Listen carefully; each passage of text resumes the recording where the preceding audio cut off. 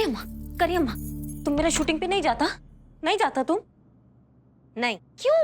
अब तो सब सॉर्ट आउट होता ना, ऑल इज क्लियर। तुम क्यों शूटिंग पर नहीं जाता? क्योंकि शूटिंग का छुट्टी है ना 2 दिन, जन्माष्टमी है ना। ओह ऐसा होता क्या? फिर ठीक है। नहीं बस बस बस वहीं रहो, मतलब तुम जाओ, बाद में बुलाते हैं तुमको। वन हक। अरे कहा ना नहीं।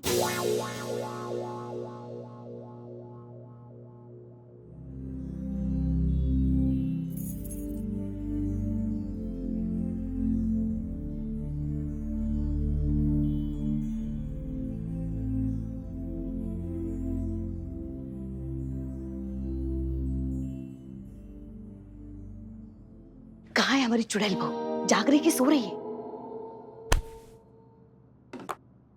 सोता होता ना, पता था। तुम उसकी बात का ना बुरा मत मानो। अरे ऐसी है वो, एक नंबर की मनहूस नरपिशाचिनी, वो खून पीने वाली झोंक होती है ना, हाँ एकदम वो। किसी को माने किसी को हंसता खेलता देख ही नहीं सकती वो। देखा नहीं कि बस कलेजे पे ना सांप लौटने लगते हैं उसके। अयो और तो और हमारा लल्ला जीजू, हाँ, उसकी ना सारी खुशियां निगल गई नागिन। क्या बताए तुमको, जब से हमारे लल्ला के जीवन में आई है ना, हमारे गरीब बेचारे भोले मासूम लल्ला के तो भाग्य फूट गए।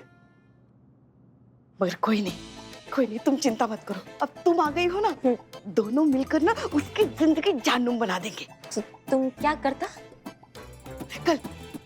कल दोपहर का खाना जो रहेगा ना उसका, उसमें इतनी मिर्च डालेंगे ना कि खाना खाने के बाद पूरा दिन भर ना वो मुंह से बस अंगारे ही छोड़ेगी। हाँ, हाँ, हाँ। है ना? एक मिनट फिर से दो। ये क्या है ये? तुम्हारी जख्म ठीक हो गई? घाव भी नहीं रहा एकदम? चुड़ैल और डायन को घाव नहीं होता ना, खून पी लेती है ना वो।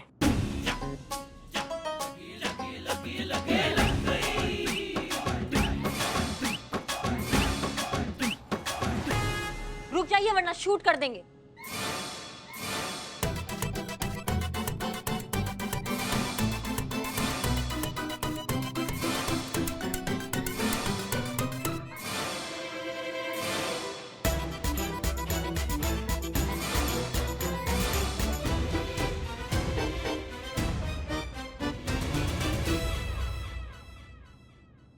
क्या हुआ?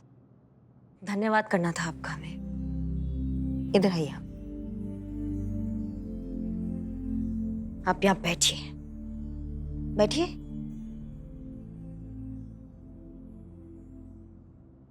कभी कभी हम सोचते हैं ना तो कृतज्ञता से हमारा सर भगवान के आगे झुक जाता है कि पता नहीं हमने कौन सा ऐसा अच्छा कर्म किया जिसका वो हमें फल दे रहे हैं। आपके लल्ला जैसा पति दिया हमें, और आप जैसी कमाल की सासू माँ हमें मिली है जिसने आज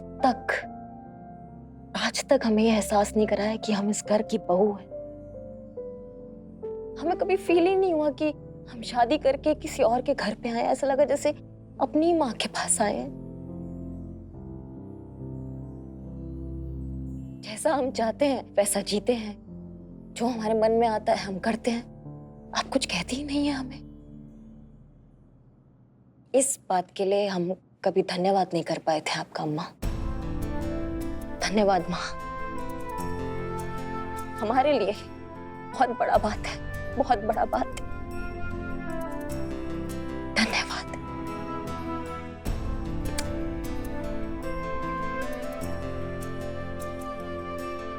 उठो, उठो, यहाँ बैठो। हम कौन होते हैं तुम्हें कुछ भी देने वाले बेटा? और ये दिया क्या लगा रखा है तुमने? आपने हमें उड़ने के लिए आसमान दिया, आजादी दी, ये दिया वो दिया। ये तुम्हारी जिंदगी है और इस पर सिर्फ और सिर्फ तुम्हारा अधिकार है और किसी का भी नहीं। किसी को कोई हक नहीं है तुम्हें ये कहने का कि तुम अपनी जिंदगी किस तरीके से जियो। किसी की गुलाम नहीं हो तुम। रिश्ते आजादी के पंख होने चाहिए बेटा, पैरों की बेड़ियां नहीं। बहुत बड़ा और सुलझा हुआ सोच है आपका अम्मा, सच में।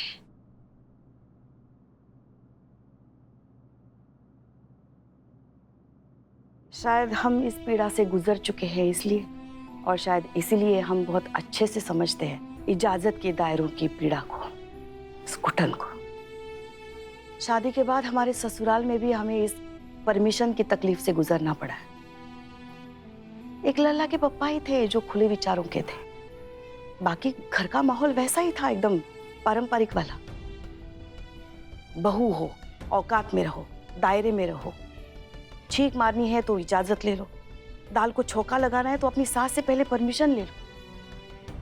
यहाँ तक कि लल्ला के पप्पा के गुजर जाने के बाद घर चलाने के लिए घर से बाहर निकलकर नौकरी करने की परमिशन तक हमें ससुराल से नहीं मिली।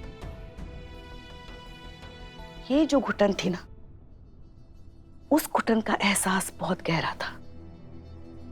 और तब हमने तय कर लिया था कि चाहे कुछ भी हो जाए, दुनिया इधर की उधर हो जाए, हम हमारी बहू को इस घुटन से, इस पीड़ा से कभी नहीं जाने देंगे।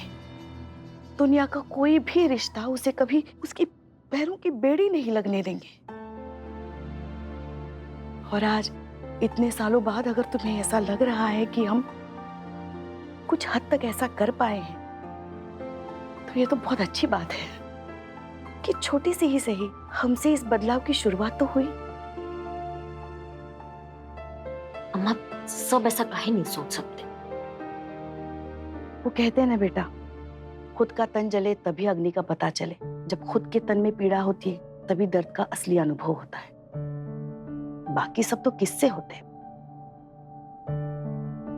तुम जल्दी से हाथ मुंह धो लो, कपड़े बदलो, हम खाना लगाते हैं। हाँ?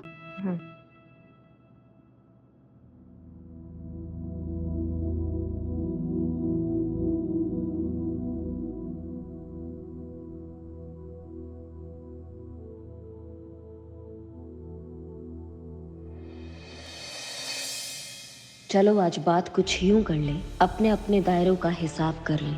तेरे हिस्से में कितना तू आता है, मेरे हिस्से में कितनी मैं। चल आज ये बात भी साफ कर ले। सवाल ये है कि तेरे हिस्से में जवाब ही क्यों, मेरे हिस्से में सवाल ही क्यों। तेरे हिस्से में पूरी मर्जी तेरी, मेरे हिस्से में सिर्फ इजाजत ही क्यों। तुम्हें नहीं लगता ये जायज नहीं? तेरे हिस्से में सिर्फ तू, मेरे हिस्से में पूरी मैं भी नहीं।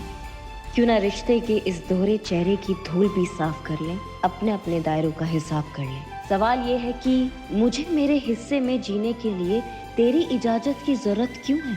हर रोज तेरी हाँ और ना के बीच घुटते रहने की जरूरत क्यों है? ये सारे कायदे, सारे बोझ मेरे हिस्से में क्यों है? मेरा हिस्सा तेरी तंग दिल इजाजत का मोहताज क्यों है? जब हिस्से बराबर है तो दस्तूर क्यों नहीं? तू भी मेरी इजाजत की घुटन का बोझ उठाने के लिए मजबूर क्यों नहीं?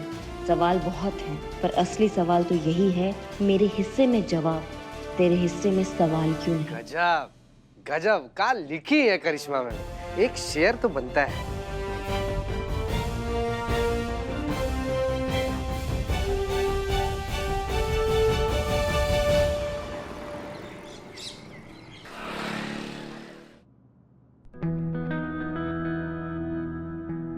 क्या बात है करिश्मा सिंह। जय हिंद मैडम सर। जय हिंद मैडम सर। जय हिंद जय हिंद जय हिंद। जय हिंद। करिश्मा सिंह, आपने तो कमाल की कविता लिखी, हमने अभी अभी पढ़ी। महिलाओं की तकलीफ को, उनकी घुटन को, उनकी रोजमर्रा की जिंदगी को इतने खूबसूरत शब्दों में पिरोया है कि सच में हम ये तो जानते थे कि आपके अंदर एक प्यारा सा नाजुक सा कवि छुपकर जरूर बैठा है, लेकिन आप इतना खूबसूरत लिखेंगी ये हमारे लिए सरप्राइज था। Very good. करिश्मा मैडम, वाकई में आपकी कविता सारी इतनी वायरल हो गई है, कितने लोग लाइक कर रहे हैं, कमेंट कर रहे हैं, आपस में इतना शेयर कर रहे हैं। मैं कमेंट पढ़ती हूँ। मैं एक डिवोर्सी हूँ, लेकिन आज भी वो वक्त याद आता है जब सांस लेने के लिए भी अपनी पति की परमिशन की मोहताज हुआ करती थी। आज अकेली हूँ लेकिन आजाद हूँ। हम भी पढ़ते हैं। एक महिला लिखती है, पिछले 20 सालों से हम अपनी माँ से नहीं मिले। जिस माँ ने पाल पोस कर बड़ा किया, उससे मिलने के लिए आज भी हमें पति से परमिशन लेने की जरूरत पड़ती है। देख रही मैडम, देश को आजाद हो गए इतने साल हो गए, मगर औरत आज भी इस रूढ़िवादी जंजीरों से आजाद नहीं हुई है। आज भी उसकी जिंदगी किसी ना किसी की इजाजत के लिए मोहताज है।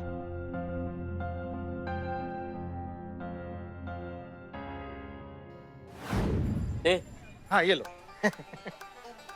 फोन नहीं, फूल फूल देना। अरे बोलो ना ऐसा बिल्लू भाई, लो। ये मिल नहीं रहा, मिल। अरे बचा के बैलेंस बना के बाबू ने तो गलती से तवा पे गिर गया ना, तो खुद के दुकान पर खुद का कबाब बेचना पड़ेगा। क्या कर रहे हो तुम? जल्दी तुम दबंग सास कैसी हो? दबंग सास कैसी हो? पुष्पा सिंह जैसी हो। करिश्मा सिंह सबके सामने भौकाल, पुष्पा सिंह के सामने बेहाल। दबंग सास कैसी हो? पुष्पा सिंह जैसी हो। क्या हुआ? अन्नी विनाड़ी, सब सुनो। हाँ अच्छा ठीक है। देखो, एक फैन करियम्मा का पोएट्री देख के देखो क्या कमेंट करता।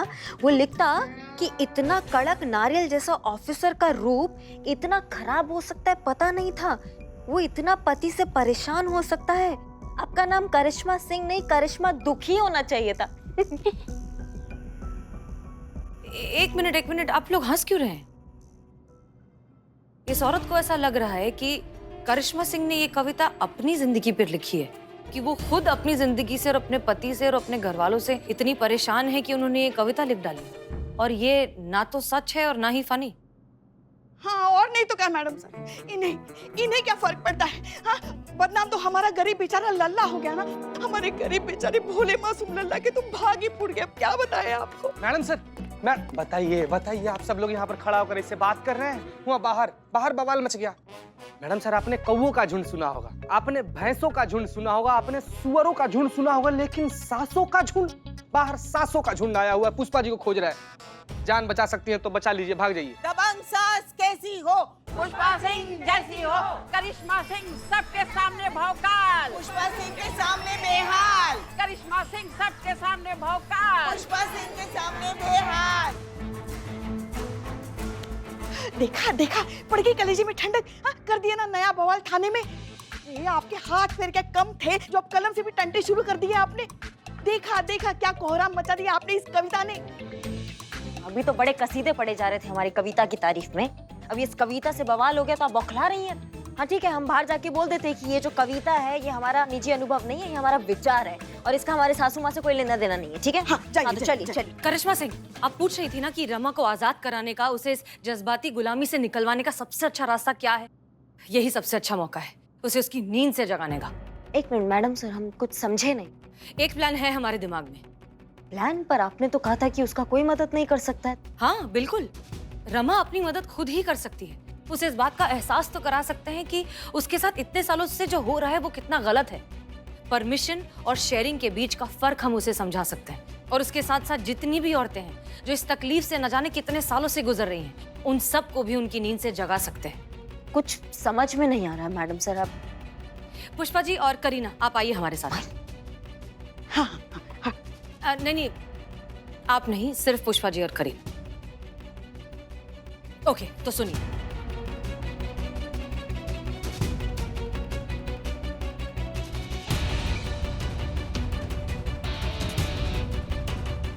समझ गए? जी मैडम सर। ओके, चलिए। दबंग सास कैसी हो? पुष्पा सिंह जैसी हो। दबंग सास कैसी हो? पुष्पा सिंह जैसी हो।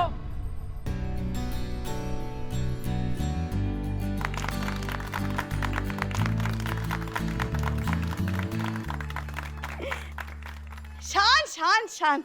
अरे क्या है ये सब? ऐसा क्या किया है हमने जो आप लोग हमें इतना सम्मानित कर रहे हैं? अरे क्या किए आप? आपने जो किया है वो हम सब सांसें मिलकर भी 7 जन्म तक नहीं सोच सकती। वैसे तो हम अपने घर की छोटी मोटी साधारण बहू को संभाल ही रही है, लेकिन आपने तो चलती फिरती भोकाल देवी करिश्मा सिंह को संभाला है। इतना तो सम्मान बनता ही है ना? क्यों बहनों, है ना? हाँ, बनता है। अच्छा ये बात बताइए, कैसे कर लेती आप ये असंभव काम? अरे ऐसा कोई मंतर नहीं है। हाँ सच कह रहे हैं हम। अरे वो तो सिर्फ घर के बाहर शेरनी है, घर के अंदर की शेरनी जो है ना वो हम हैं हम। अरे वो तो हमारे सामने बकरी है, बकरी काहे की बिल्ली है, बिल्ली, वो भी भीगी बिल्ली। मैडम सर, क्या बोल दिया आपने इनको करने के? देखिए तो, बुरा मत मानिएगा बहन जी, मतलब शेर काबू में है। और ये तो जब पता लगेगा जब रिंग मास्टर उसे खुद सबके सामने नाच नचाएगा, है कि नहीं बहनों? अभी नमूना दिखा देते। हाँ हाँ लो आ गई, आ गई, ऐसे कैसे आ गई? हमने इजाजत दी थी तुमको बाहर आने के लिए। कहा था ना हमने कि जब तक हम नहीं कहेंगे, जब तक हम तुम्हें इजाजत नहीं देंगे, तुम अपनी जगह से हिलोगे भी नहीं। तो फिर क्यों आई तुम बाहर? सॉरी। कहाँ जा रही हो? हमने कहा तुमको जाने के लिए। और वो कविता, हाँ? क्या थी वो कविता? क्यों थी वो कविता? लिखी तो लिखी ऐसी कविता जिसमें हमारा लल्ला यानी कि तुम्हारा पति खलनायक नजर आ रहा है। उसका हिसाब आज करेंगे। सॉरी, वो हमसे गलती हुआ। हमें कविता पढ़ा हमने तो ओवरफ्लो होके लिखा। अब नहीं करता मैं ऐसा, अब नहीं करेगा।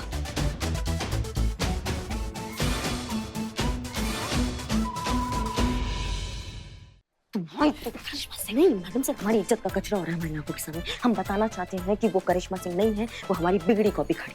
आप ऐसा कुछ नहीं करेंगे, दैट्स एन ऑर्डर। ये सब प्लान का हिस्सा है, देखिए तो। लेकिन रिलैक्स। किसकी इजाजत से तुमने वो कविता लिखी? बताओ हमें। इसकी सजा तुम्हें मिलेगी और बराबर मिलेगी। नहीं, हमको सजा मत दो। हम तुम्हारा बहू, तुम्हारे बेटे के कलेजे का टुकड़ा हम।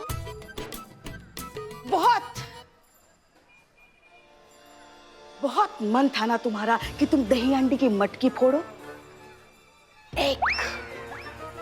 पिछले 1 महीने से तुम हमारा दिमाग खा रही हो। हमसे इजाजत मांग रही हो कि तुमको वो दही अंडी की मटकी फोड़नी है।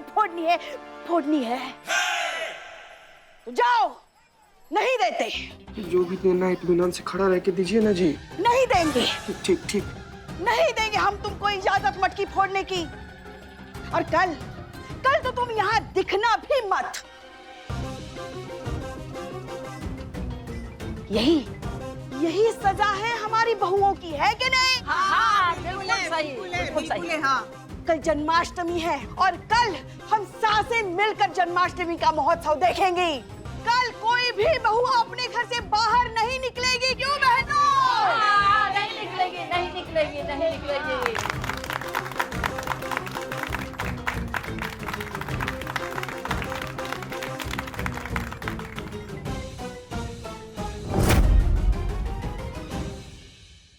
मैडम सर, हमसे नहीं रहा गया।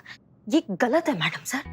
हमारे इतने सालों का मेहनत, इतने सालों की कमाई हुई इज्जत पे 1 सेकंड में उस दिवाली की फुलझड़ी ने ऐसा कचरा कर दिया, सिर्फ झाड़ू लगा दिया उसने।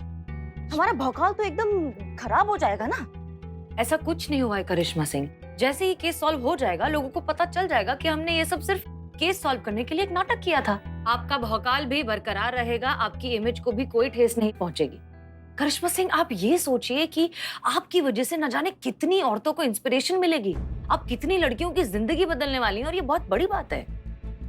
मैडम सर, इस बार आपका अगर पड़ाव असफल होता है तो आपको नहीं लगता आपने कुछ ज्यादा ही बड़ा चीज दांव पे लगा दिया है? हमारा इतने सालों का कमाई हुई इज्जत आपने दांव पे लगा दिया मैडम सर। नहीं, अभी हमारा बात खत्म नहीं हुआ है, अभी पूरा नहीं हुआ है हमारा बात। ये व्यक्तिगत नहीं है मैडम सर। हम अपना नहीं सोच रहे हैं, हमें अपना परवाह ही नहीं। हमें उन लड़कियों का परवाह है जो हम जैसी पुलिस अधिकारियों को देखकर पुलिस फोर्स ज्वाइन करने का सपना देखती है मैडम सर। अपनी सीमित साधनाओं से निकलकर कुछ कर दिखाने का हिम्मत करती है। अगर वो मैडम सर हमें ऐसे गिड़गिड़ाते हुए और मिमियाते हुए देखेंगी तो उनका सपना 1 सेकंड में टूट जाएगा। इतना हिम्मत जो वो बनाएंगी ना, वो सब टूट जाएगा मैडम सर। अगर ये पड़ाव में अगर आप असफल होती है ना मैडम सर, तो ये सिर्फ आपकी असफलता नहीं होगी, ये हर उन लड़की की असफलता होगी जो हम जैसी निडर पुलिस अधिकारियों से हर परिस्थितियों में लड़के जीतने का जज्बा सीखती है मैडम सर।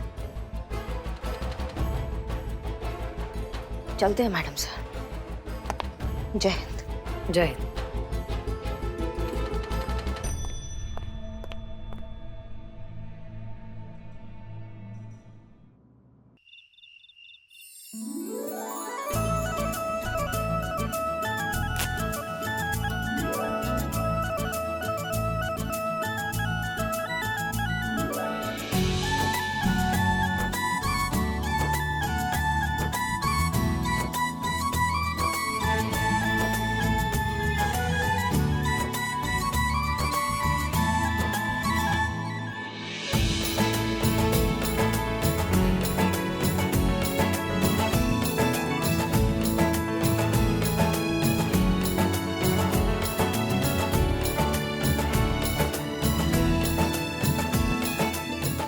हे मुरली मनोहर, हे कृष्ण कन्हैया, आपका जन्म कारागृह में हुआ था, फिर भी आपने स्वयं को कभी किसी बंधन में नहीं बंधने दिया। शायद इसलिए क्योंकि आप भगवान कृष्ण हैं। किसी एक के कैसे हो सकते हैं? कण कण में समाये हैं। दुनिया को भी उनके भीतर भटके हुए विचारों के कारागृह से मुक्त कीजिए।